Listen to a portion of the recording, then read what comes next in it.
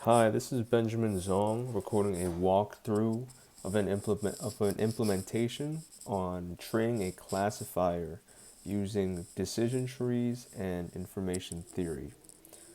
This assignment and project is really involving around Shannon entropy, the ideas of Shannon entropy, and information measure, specifically expected outcome and remaining information regarding problems in data mining and warehousing. Now, moving on to our problem statement, I'm given a data set of possible leaves and leaf features, and the goal is to determine the best order of questions to ask when identifying new leaves.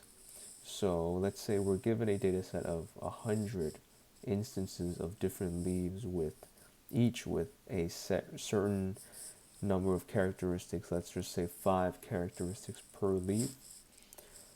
The goal of this implementation is to find the best order of questions to ask for each leaf, to identify each leaf.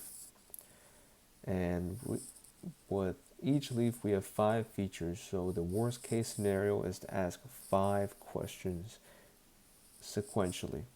But the goal of this implementation is actually to minimize the question count, all while keeping accuracy of identification. So let's say our scenario is, which order should we ask? What is the color? What is the composition of the leaf?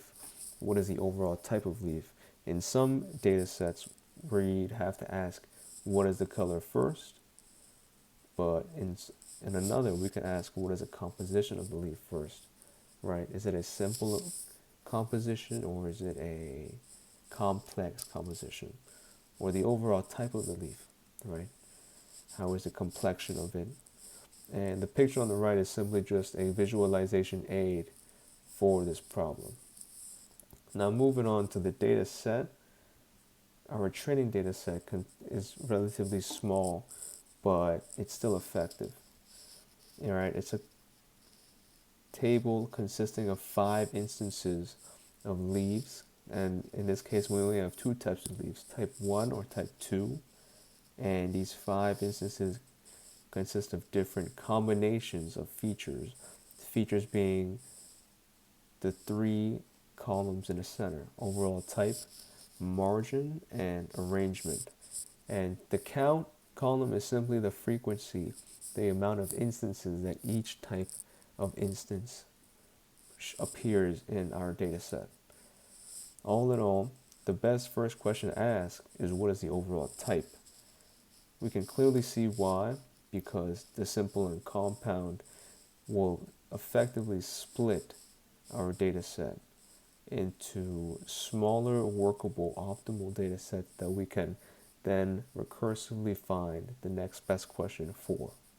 But the real question is, how do we get to that conclusion of finding overall type being the best first question? And this is where information measure and information theory come into play, specifically just the basics, Shannon entropy, and expected outcome information.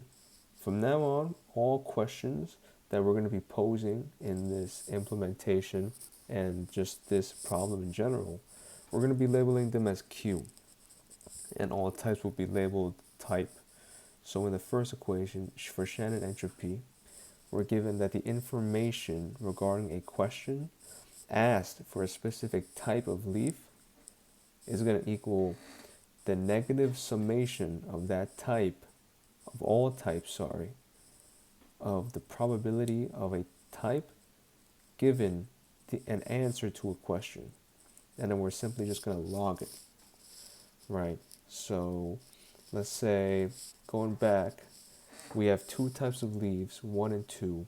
So for every question, let's say overall type, the overall type has 2 answers to it, meaning that all in all, to calculate the Shannon entropy for overall type, asking for type, we're going to be summing up. We're going to be summing up 2 different values, and we're going to be calculating 4 different probabilities. right? The line below represents this equation pretty succinctly. IQ for a type represents the amount of information contained when a question Q is asked for a type.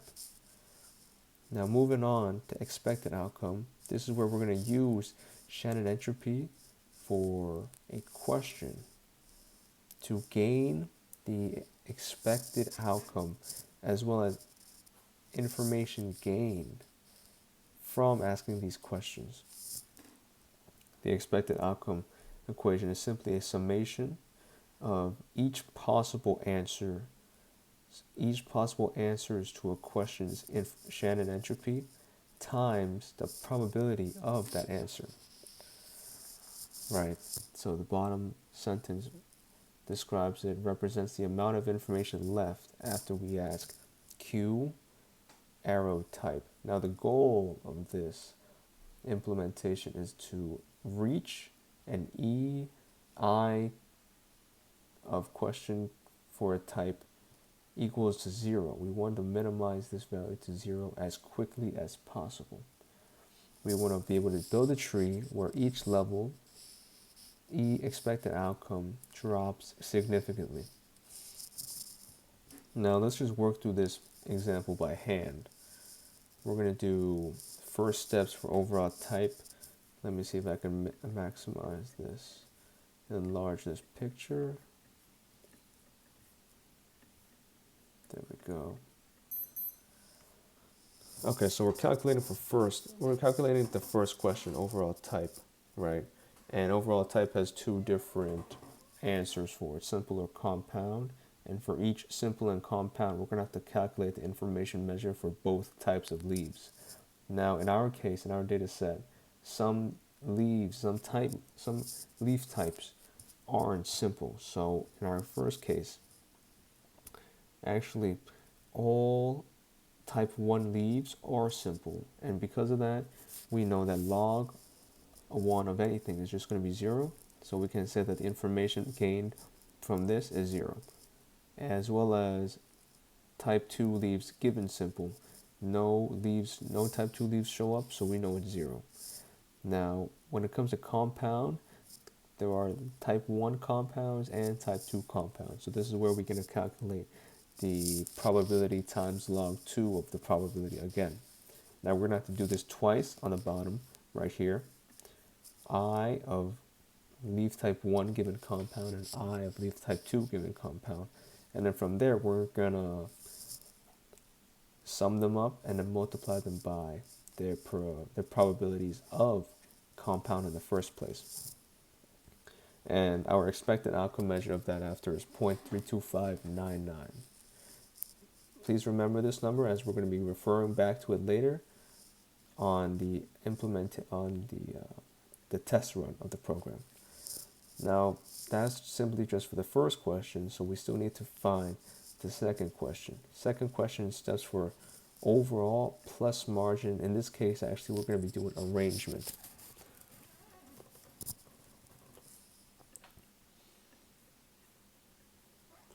So arrangement is going to be all the combinations of all answers for overall type and the possible answers for arrangement, which are alternate and opposite. And we're going to have to be combining that for every type of leaf, right? So it's going to be 2 times 2 times 2, which is 8 possible calculations that we'd have to do. Fortunately, we know that a bunch of combinations are invalid in our table since our data set isn't that very large. So we can effectively say that the first 3 combinations are just 0. Though there are type 1 and type 2 leaves that are compound and opposite. And in that case, this is where we calculate the Shannon entropy. And then again, we apply the expected outcome measure. So the expected outcome measure for our second question of asking arrangement is 0.24937. We'll see later on that asking arrangement isn't the best case, and there's actually a better question to ask, which will leave us with an expected outcome of 0. So going back, our worst case for a question count would be the same number of characteristics, we want to minimize that. We want to get a decision tree that that creates a classifier in 4 questions, meaning it doesn't even have to ask for all characteristics. Now, the tree assembly and solution of this is fairly simple. Once we get the first question and once we get the second question and so on, we're simply just going to build possible resulting sets for each node, and we're just going to attach it to its parent. And then from there, we're going to ask another question, and so on and so on. So the first question is, what is the overall type? And it arrows, it points to simple, and in that node is simply just leaf type ones. So that side of the tree is finished. And then for compound, there are still 1 and 2 leaf types in this node, so we're going to have to ask another question. And then after that, we're finished. What is the margin? In this case, we only ask 2 questions, which is a better solution than the worst case. Alright, so now moving on to the implementation. Here's a rough program design and structure of the implementation, right? Where I'm simply using a main.cpp file and connecting it with a data ingestion and a math utils and a decision tree CPP files, and then it would just spit out the best question for me. Now the training data goes through data ingestion, which allows a CSV to get formatted into a 2D vector, and then the 2D vector gets printed into main. The math.utils is where our probabilities and information measure functions will reside, while our decision tree is simply for node root and node building, tree building, essentially. And then the best question will come as an output in the terminal. Now, before we start, I just want to go over some tools and libraries that I utilize to help build this implementation. I stuck with C++23 to include the STD improved variant that helped me with STD pairing and standard library visiting when it came to characteristics. We'll see later on in the next slide. I use CMake to accelerate the build process, and I use GitHub for version control. Along with that, I also used the textbook Information Statistical Data Mining by Bonsai, which was a great teaching learning aid that helped me work through this example that I can use to build future models later on, as well as Google Gemini, which again is a great teaching aid. So we'll start off first with data ingestion and data cleaning, right? This is just a simple input file stream, and we're just reading it line by line. The unique thing with this is I'm adding leaf to every row before we push back into our data vector. That way I'm able to utilize a count total leaves function that can literally find the count of all leaves without iterating through the array with 2 for loops. Okay, a core feature of this implementation is my design of the characteristics array. This is really important as while you look through the code, you'll see that the decision tree is a recursive step, which means that each combination, the number of combinations and the size of combinations grows as the tree goes further down, further away from the root. As we've seen, we had to factor in the overall type and the arrangement combinations, which were a total of 4, but it can get even messier down the line.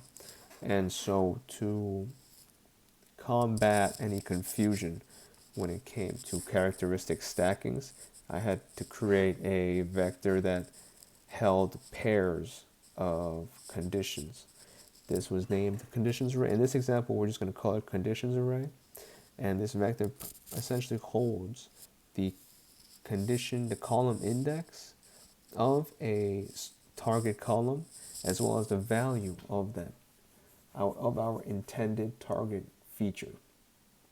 So it's a dynamic array that allows for characteristics to stack. Let's say, for example, we're looking for leaves that are with an overall type of simple and with a margin of lobe. So in this case, we're going to push back two pairs, one in simple and two in lobed, into our array. And you can see the picture helps visualize our array. Right. The key thing that we have to aim for is that the characteristics array must hold the target characteristic and its column index. And it must allow for iterations in functions like conditional probability and Shannon entropy. If this were a fixed size array, that means we'd have to build an array in our function. We have to somehow create a condition array builder for every instance of a Shannon entropy calculation, which is just not optimal. Okay, so now our Shannon entropy functions, there are two Shannon entropy, and they base it off of the conditional probability as well as the total leaf count. So first we'll start off with Shannon entropy. It's a double. It spits out a singular value for each calculation of each combination, of characteristics and a leaf. Its input is simply our data array and a conditions vector, and then a target leaf type, which contains all the unique leaf types in the data set. All right. Now moving on to expected outcome. Again, it just returns a double value, and it takes it out of leaf data again. We're looking for the index. It's going to give the index of a certain question, and we're also going to put in an empty conditions data. An empty conditions data vector. Okay, so some hyperparameters before we start moving on to testing and running the program. Some things we're going to have to tune before we start computation and calculations will be to enter the number of total instances in our test data in utils.cpp. This will help in our probability and conditional calculations. In this case, we do have to add the total instances into the test data. That way it doesn't mess with any calculations. A complete list of all unique classes or leaves in utils.h, meaning this is going to help with the Shannon entropy, because Shannon entropy requires a list of all unique leaves. That way it can iterate through them to get the certain combinations for conditional probabilities. And finally, just for miscellaneous, if preferred, we have to print the 2D vector. We're going to have to adjust the dimensions to include all rows and columns in our data ingestion CPP file. And then once these are set, training will be ready. So here we're going to do a test run on our established leaf data set. Now, things to know, the count of characteristics is 3, and the count of unique instances is 5. Now, some flaws and improvements.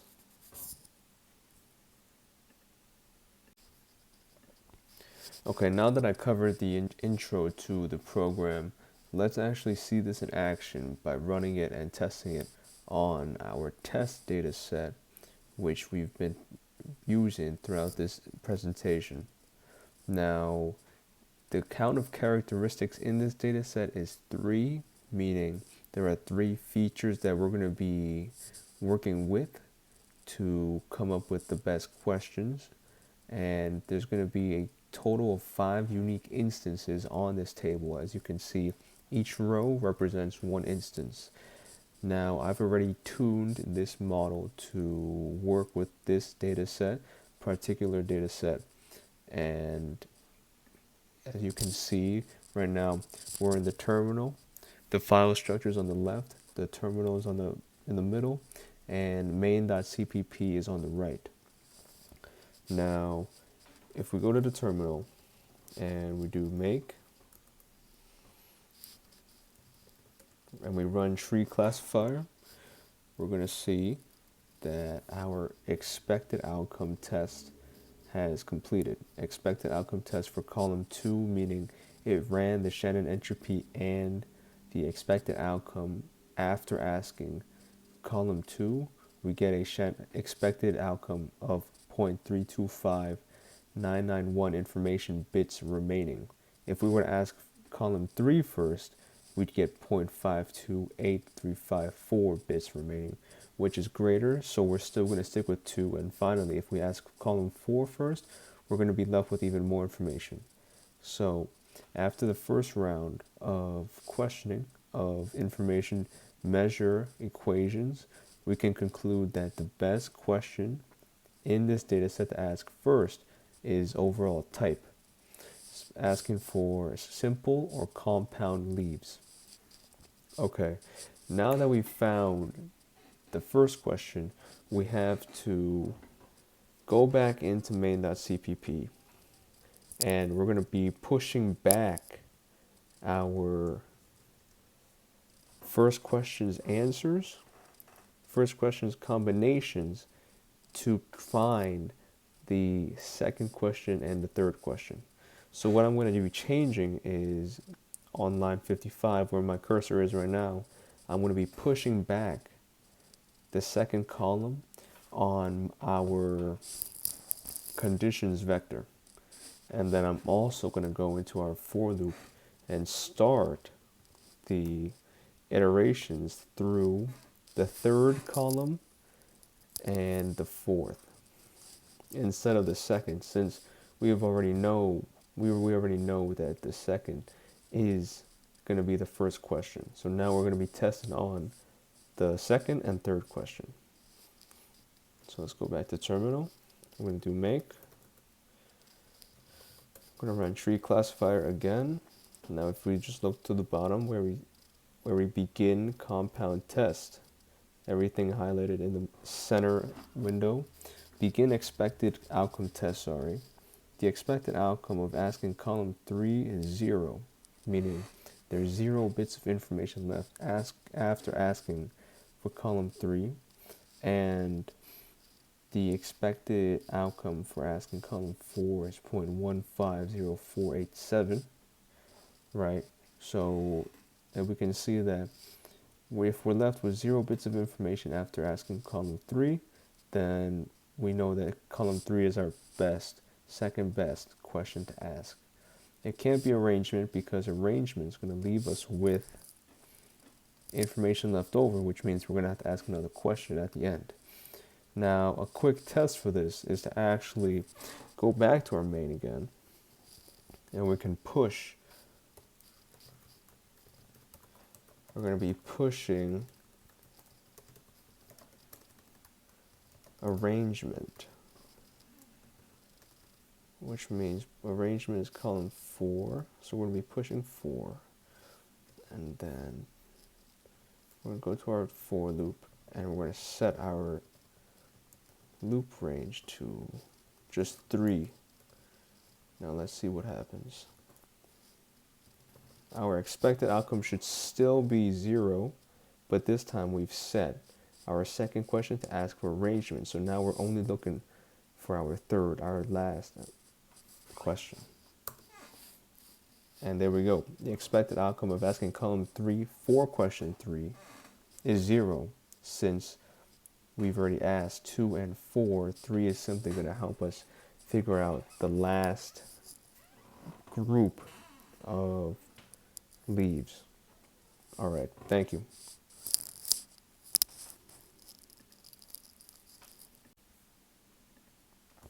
Some flaws and improvements that need to be worked on in this implementation are, first and foremost, the literal construction of a tree. Right now, the tree construction is aided by the calculations that our program does for us, but it doesn't automate the tree building process, which I do have to connect through the decision tree CPP file. And the second one is hyperparameter tuning leads to poor computational time. If this were done on a large data set, this would take 20 to 30 minutes longer than an fully automated, self-trained model.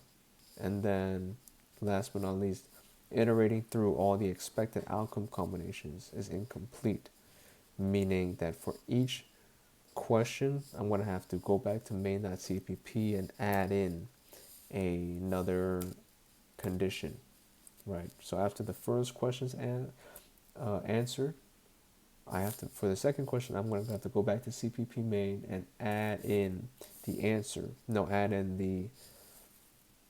given question into our conditions vector manually instead of doing it automatically for us.